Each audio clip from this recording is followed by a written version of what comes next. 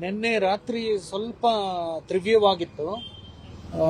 ಈಗ 20ರಿಂದ 30% ಒಂಚೂರು ಉಸಿರಾಟದ ಒಂದು ತೊಂದರೆ, ಒಂದು ಹತೋಟಿಗೆ ಬರೋ ತರ ಸೂಚನೆಗಳು ಕಾಣ್ತಾ ಇದೆ.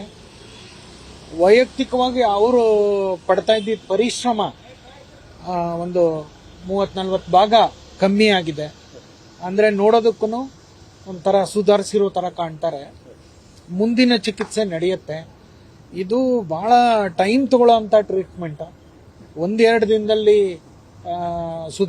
ಸುಧಾರಣೆ ಆಗೋ ತರ ಕಾಣ್ತಾ ಇಲ್ಲ. ರಕ್ತ ಒತ್ತಡ, ನಾಡಿ ಮಿಡಿತ ಎಲ್ಲ ಕರೆಕ್ಟ್ ಆಗಿದೆ.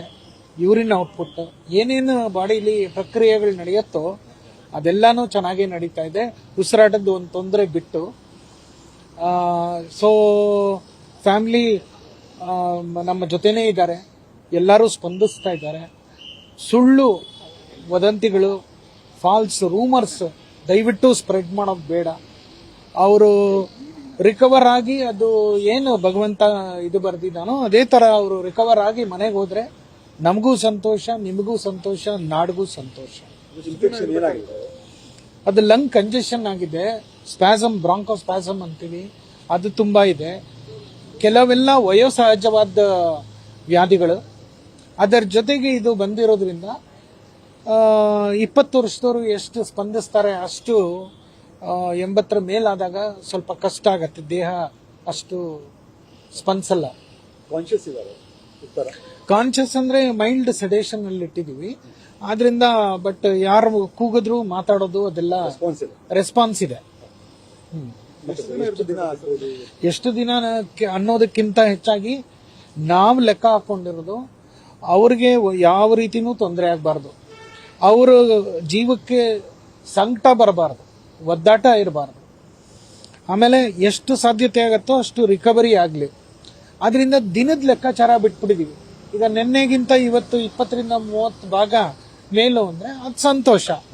ಆ ರೀತಿ ದಿನ ನಡೀತಿದ್ದಂಗೆನೆ ನಾವು ಪ್ರೋಗ್ರೆಸ್ ನ ನೋಡ್ಕೊಂಡು ಮುಂದುವರಿತೀವಿ. ಅದು ಭಗವಂತ, ನಮ್ ಕೆಲಸ ನಾವು ಮಾಡ್ತೀವಿ. ಸೊ ಇದನ್ನೇ ನಮ್ಮ ದೇವೇಗೌಡರ ಫ್ಯಾಮಿಲಿ, ಡಾಕ್ಟರ್ ಮಂಜುನಾಥ್ ಇವರೆಲ್ಲರೂ ಇದನ್ನೇ ಹೇಳ್ತಾ ಇರೋದು. ನಿಮ್ಮ ಕೆಲಸ ನೀವು ಮಾಡಿ, ಮಿಕ್ಕಿದ್ದು ಭಗವಂತ ನೋಡ್ಕೋತಾನೆ ಅಂತ.